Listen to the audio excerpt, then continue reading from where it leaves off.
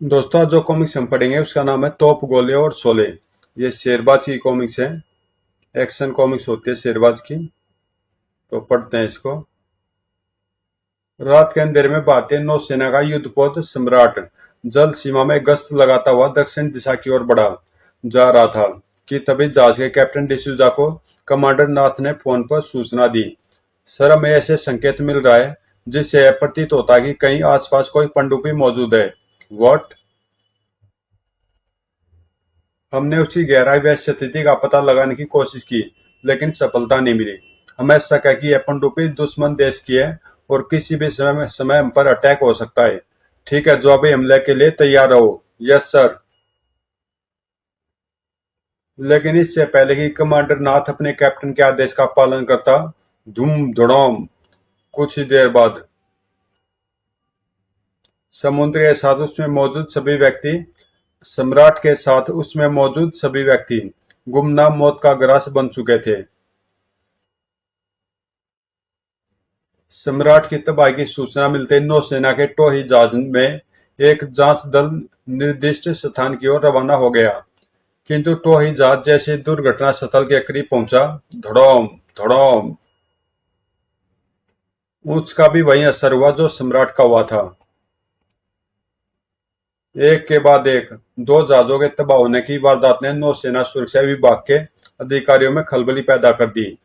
दो आधुनिकतम जहाजों की तबाही मान दुर्घटना नहीं हो सकती। हमें जहाजों की तबाही के वास्तविक कारणों का पता लगाने के लिए ठोस कदम उठाने पड़ेंगे।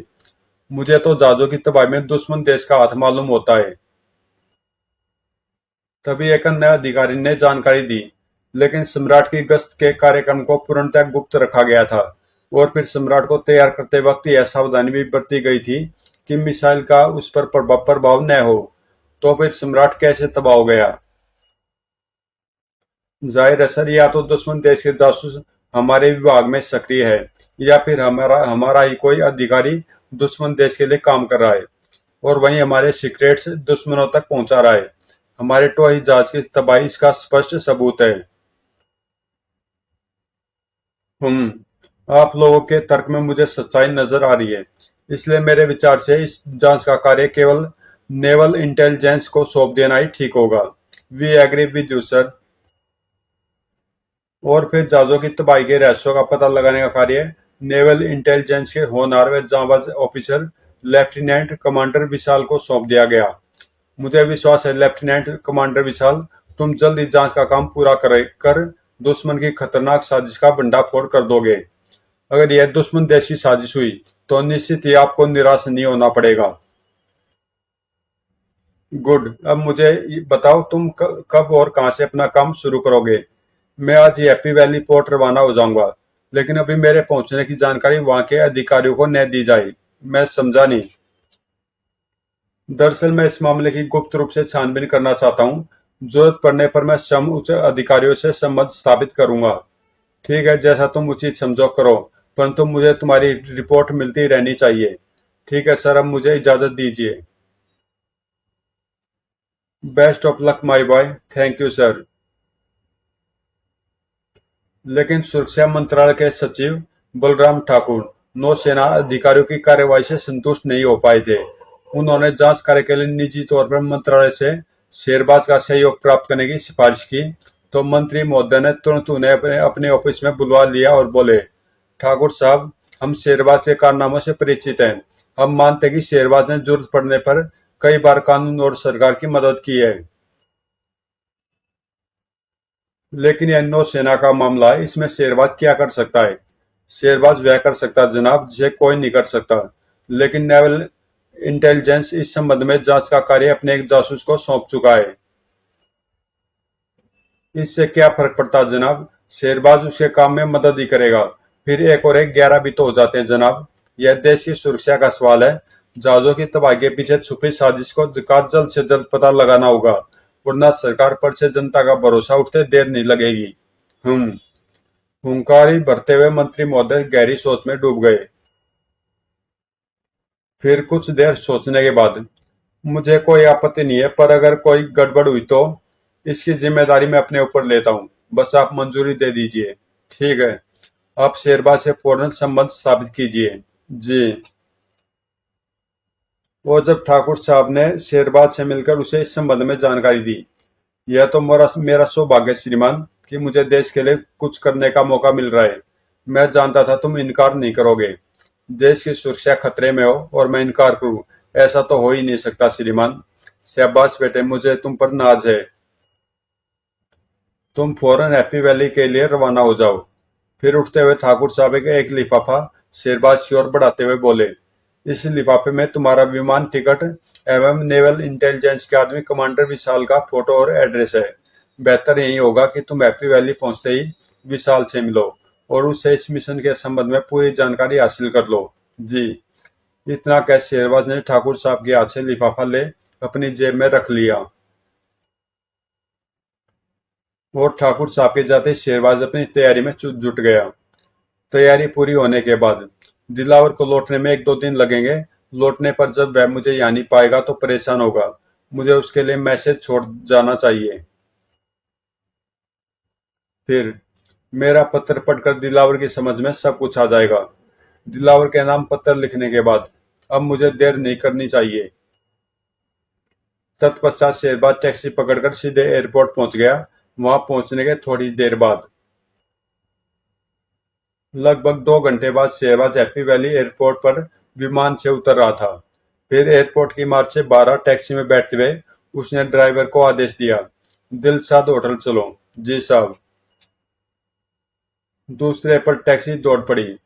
लेकिन अभी टैक्सी कुछ ही फरलांग का रास्ता तय कर पाई थी कि अचानक शेरबाज के मस्तिष्क में संदेह का कीड़ा कुल बुलाने लगा। ओह, वह कार एयरपोर्ट से मेरे पीछे आ रही है। कहीं मेरा पीछा तो नहीं किया जा रहा है। शेरबाज गहरी सोच में डूब गया। कौन है वह? मेरा पीछा क्यों कर रहा है? उसी उसे मेरे आगमन की जानकारी कैसे हुई? कहीं पीछा करने वालों का संबंध उन लोगों से तो नहीं है जिनका सम्राट की तबाही में हाथ है? इस विचार के मस्तिष्क में जन्म लेते ही शेरबाज की रगों में उत्तेजना की लहर दौड़ गई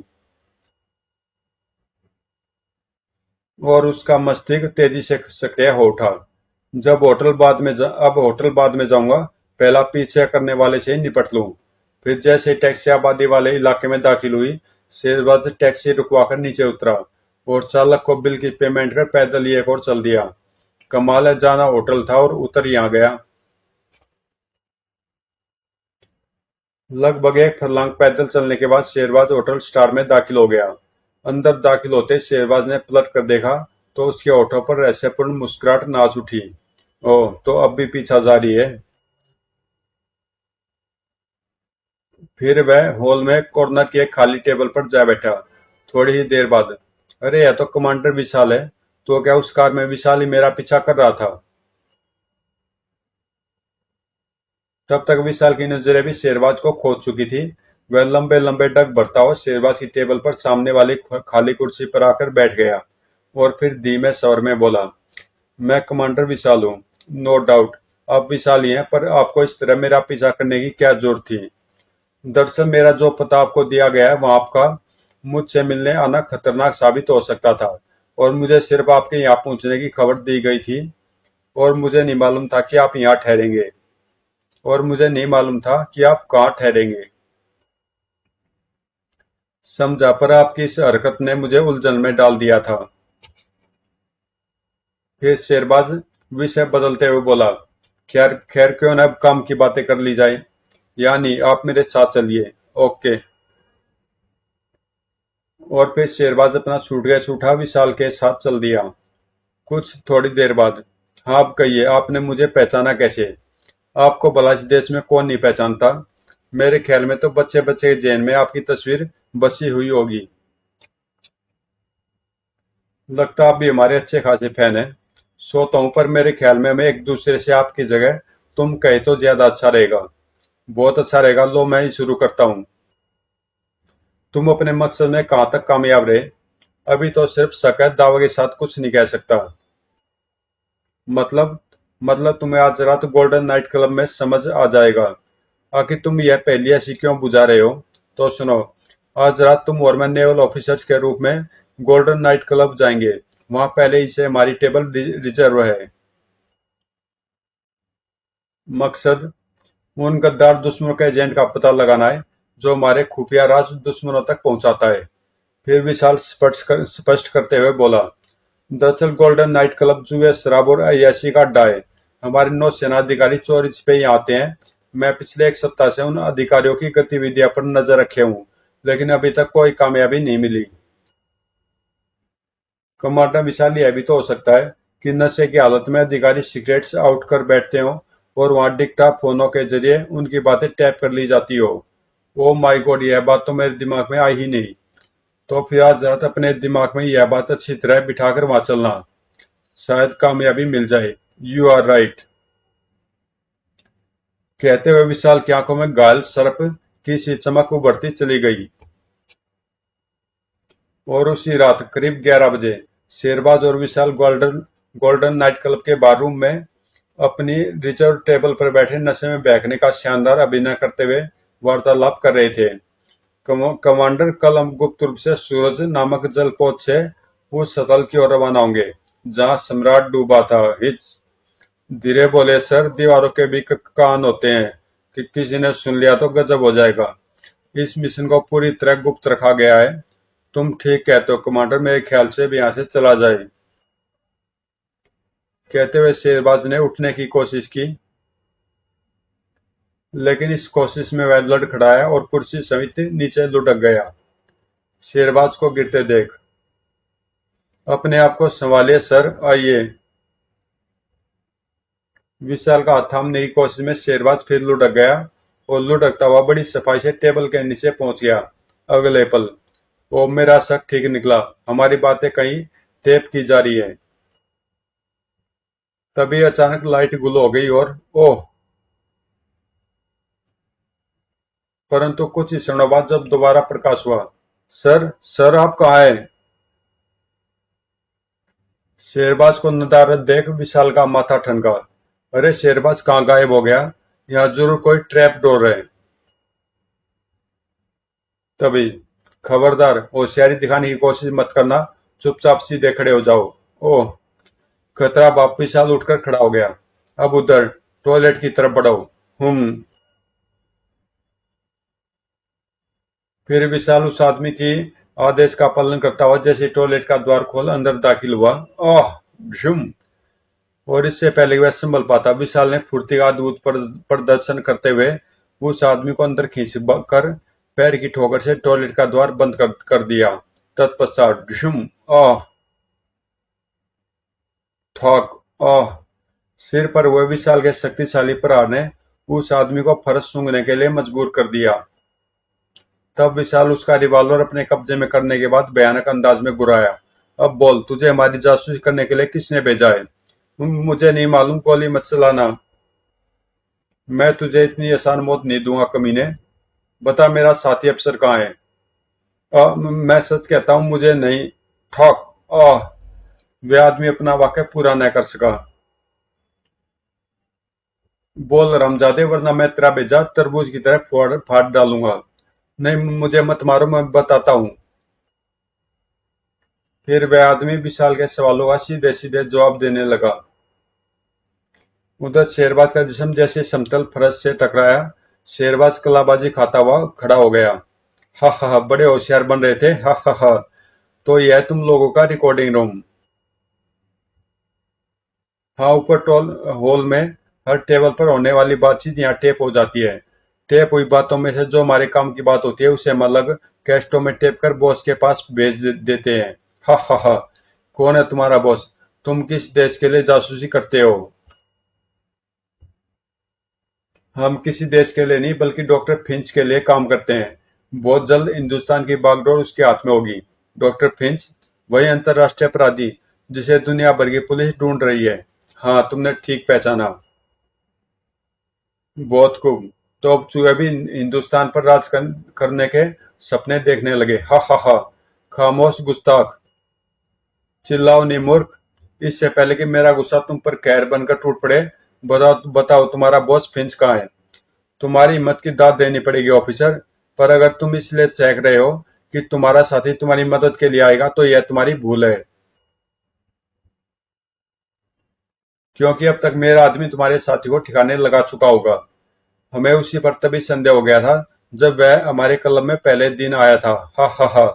ओ, तो मैं फांसने का इंतजाम पहले ही से कर लिया गया था। हम चाहे तो तुम्हें भी अभी ठिकाने लगा दें, परंतु हम ऐसा नहीं करेंगे क्योंकि तुम हमारे लिए काम के आदमी साबित हो सकते हो। तुमसे हम सारे नेवल सीक्रेट्स मालूम करके इस देश की नौसेना की शक्ति की कमर तोड़ देंगे, और फिर हमारी सेना समुद्री रास्ते से बड़े आराम से इस देश में दाखिल हो जाएगी। तुम लोग मुझे कुछ भी नहीं उगलवा पाओगे। डॉक्टर फिंच मुंह खुलवाने के तरीके जानता है। तब नकाबपोश ने अपने आदमी को आदेश दिया, इसे बॉस के पास पहुंचा दो, इस काम के लिए अपने दूसरे साथी को भी ले लेना। Yes sir. शेरबाज चाहता तो अपने बचाव की कोशिश कर सकता था, लेकिन उसने सोचा अपराधी के अड्डे तक पहुंचने का इससे आसान तरीका और क्या हो सकता है कि मुझे अपने आप को इनके हवाले कर देना चाहिए। तभी चलो। और शेरबाज खामोशी से उनके आदेश का पालन करते हुए क्लब के पिछवाड़े में खड़ी कार में जा बैठा। मूव, हमें जल्द से जल्द शीरोक पहुंचना है। ठीक है। अगले पल कार दौड़ पड़ी, और लगभग आधे घंटे बाद चलो आगे बढ़ो। उधर कमांडर विशाल अपने कब्जे में आए व्यक्ति से सारी जानकारी हासिल करके उसी कक्ष में जा पहुंचा था जहां नकाबपोश अपने बॉस डॉक्टर फिंच को अपने क्रियाकलाप की सूचना दे रहा था। सूचना देकर जैसे ही वह मुड़ा, तो तुम्हारा खेल खत्म हो चुका manager Nagarajan. You are under arrest. वो तो तुम मेरे बारे में सब कुछ जान चुके हो। हाँ, तुम्हारा आदमी बड़ा कमजोर निकला, उसने सब कुछ उगल दिया। तुम्हें अपना मुंह बंद रखने की जो कीमत चाहिए मांग लो। वह कीमत तो तुम्हें और तुम्हारे बॉस फिंच को अपनी जान देकर चुकानी पड़ेगी नागराजन। तुम नहीं जानते जिस आदमी को तुमने फिंचलैंड भेजा है वह कोई नेवल ऑफिसर नहीं बल्कि शेरबाज है। नहीं, तुम झूठ बोल रहे हो। और जब डॉक्टर फिंच को इस सच्चाई का पता चलेगा तो वह तुम्हें बख्शेगा नहीं। वो ये ठीक कह रहा, मुझे किसी भी तरह यह खबर शेरबाज के वहां पहुंचने से पहले ही बॉस को करनी होगी, अन्यथा नकाबपोश को गुम देख। क्या सोचने लगे नागराजन? तुम्हारी भलाई इसी में है कि तुम मुझे फिंचलैंड के बारे में सब कुछ बता दो। अभी बताता हूँ। कहने के साथ ही नागराजन ने बड़े आकस्मिक ढंग से विशाल पर छलांग लगा दी, लेकिन विशाल सतर्क था। ठक। आह। फिर विशाल ने नागराजन को संभलने का अवसर नहीं दिया। भ्यूम। इस शक्तिशाली प्रहार ने नागराजन के होश छीन लिए। नागराजन के बेहोश होते विशाल एक पल गंवाए बिना उस कक्ष की तलाशी के काम में जुट गया। जल्दी ही। आह, मिल गया। यही है फिंचलैंड का नक्शा। अब फिंचलैंड तक पहुंचने में कोई दिक्कत नहीं होगी। मुझे तुरंत नेवल हेडक्वार्टर को अपनी सफलता की जानकारी देकर फिंचलैंड पर हमले की तैयारी का आदेश दे देना चाहिए। और फिर वहां मौजूद फोन पर एडमिरल सक्सेना से संबंध स्थापित करके उसे संपूर्ण जानकारी देने के बाद, सर मैं चाहता हूँ कि गोल्डन नाइट क्लब पर फौरन रेड कर अपराधियों को हिरासत में ले लिया जाए और फिंचलैंड पर दावा बोल दिया जाए। ठीक है, मैं अभी नेवल सिक्योरिटी स्टाफ को लोकल पुलिस के साथ क्लब में भेजता हूँ। पुलिस के वहां पहुंचते ही तुम नक्शा लेकर हेडक्वार्टर चले आओ। मैं तुम्हारी वहीं प्रतीक्षा करूंगा। Yes sir. उधर पहाड़ी दर्रे में स्थित लेगून में खड़े मोटर बोट लॉन्च में जैसे शेरबाज को पहुंचाया गया। ठक। आह। आओ चले। और फिर वे दोनों वापस लौट गए। उधर सिर पर वह शक्तिशाली प्रहार के कारण शेरबाज अपनी चेतना खो बैठा था। नकाबपोश ने लॉन्च चालक को लॉन्च चलाने का आदेश दिया। चलो। Yes comrade. जब शेरबाज को होश आया तो उसकी आंखें आश्चर्य से फैलती चली गई। और यह तो किसी राजा का दरबार सा नजर आ रहा है। तभी डॉक्टर फिंच भयानक स्वर में बोला, इससे पहले कि हमारे कुत्ते तुम्हारी बोटियां नोच लें, तुम सूरज और उसकी गतिविधियों के बारे में जो भी जानते हो हमें बता दो। लेकिन तुम सम्राट और भारतीय टॉय जहाज की तरह सूरज को भी तबाह कर दोगे। समझदार आदमी हो, हमें तुम जैसे आदमी पसंद है। अगर तुम हमारे सवाल का आराम से जवाब दोगे तो हम तुम्हें अपनी नौसेना में इससे भी बड़े पद पर नियुक्त कर देंगे। जिस सूरज के बारे में तुम पूछ रहे हो उसका कोई अस्तित्व ही नहीं है डॉक्टर फिंच। क्या मतलब? मैंने सूरज का जिक्र तुम तक पहुंचने के लिए किया था और मैं अपने मकसद में कामयाब हो गया। वो इसका मतलब तुम नौसेना अधिकारी नहीं बल्कि जासूस हो। मैं तुम्हारी मौत हूँ फिंच। हिंदुस्तान की समुद्री ताकत को कमजोर करके भारत में दाखिल होकर सरकार का तख्ता उलटने की तुम्हारी साजिश अब सफल नहीं हो पाएगी। हा हा, क्या पिद्दी का शोरबा। अच्छा हुआ जल्दी सच्चाई उगलकर तुमने अपना हमारा कीमती समय बर्बाद होने से बचा लिया। अब हमारे कुत्तों को भी ज्यादा इंतजार नहीं करना पड़ेगा। इन्हें काफी समय से इंसानी गोश्त खाने को नहीं मिला है। गुर्र गुर्र। और फिर डॉक्टर फिंच का इशारा मिलते ही हा हा हा, वो वो वो। लेकिन और फिर ठॉक। आह। फिर इससे पहले कि डॉक्टर फिंच की समझ में कुछ आता बाजी पलट चुकी थी। खबरदार अपने आदमियों से कहो हथियार फेंक दे, वरना तुम्हारे अरमान तुम्हारी खोपड़ी के साथ इस हॉल में बिखरे नजर आएंगे। हथियार फेंक दो। डॉक्टर फिंच के आदमियों ने तुरंत हथियार फेंक दिए, किंतु कुत्ते अपने मालिक को शेरबाज की गिरफ्त में देख गुस्से से पागल हो शेरबाज की ओर लपके, परंतु धौएं धौएं, क्यों क्यों। तभी फिंच को मौका मिल गया और वह शेरबाज की पकड़ से मुक्त हो शेरबाज पर हमला कर बैठा। भ्रुम। और फिर पासा पलट चुका था। अब तुझे तेरा भगवान भी नहीं बचा सकता। हा हा हा। लेकिन इससे पहले कि डॉक्टर फिंच ट्रिगर दबाता, रेट रेट रेट। फिर खबरदार किसी ने कोई हरकत की तो भून दिया जाएगा। विशाल को देख शेरबाज हैरान हो बोल उठा, विशाल तुम यहाँ? मैं इन्हीं हजारों की संख्या में छापामार सैनिक फिंचलैंड में विमानों द्वारा उतर चुके हैं शेरबाज। फिर विशाल नागराजन तथा उसके आदमियों की गिरफ्तारी के बारे में बताता हुआ बोला, मौके की नजाकत को देखते हुए हमने तुरंत कार्रवाई करना उचित समझा। थैंक गॉड, अगर तुम समय पर न पहुंचते तो मेरा काम तमाम हो चुका होता। तब तक विशाल के साथ वहां पहुंचे छापामार सैनिक वहां मौजूद फिंच के आदमियों को हिरासत में ले चुके थे। उधर फिंचलैंड में बाकी भारतीय छापामार सैनिकों ने डॉक्टर फिंच की सेना के जवानों को मौत के घाट उतारने का अभियान जारी रखा हुआ था। रेटेटेट। ओह ओह। एक घंटे की जबरदस्त मुठभेड़ के बाद डॉक्टर फिंच के बचे खुचे जवानों ने आत्मसमर्पण कर दिया। उधर विशाल और शेरबाज गिने चुने छापामारों की मदद से डॉक्टर फिंच की विध्वंसकारी पनडुब्बी पर कब्जा करने में सफल हो गया है। बधाई हो विशाल, तुम्हें भी बधाई हो शेरबाज। इस तरह डॉक्टर फिंच और उसकी भयानक साजिश का खात्मा करने के बाद फिंचलैंड और वहां मौजूद हथियार व बारूद पर भारतीय सेना का कब्जा हो गया। गिरफ्तार आदमियों को एक विशेष जहाज द्वारा भारत में लाकर जेलों में ठूस दिया गया। 24 घंटे के अंदर हुई इस कार्रवाई का ब्यौरा जब अखबार में छपा तो सभी दंग रह गए। डॉक्टर फिंच की कहानी का खात्मा। तो दोस्तों कॉमिक्स यहीं पे समाप्त होती है और मिलते हैं किसी अगली कॉमिक्स में।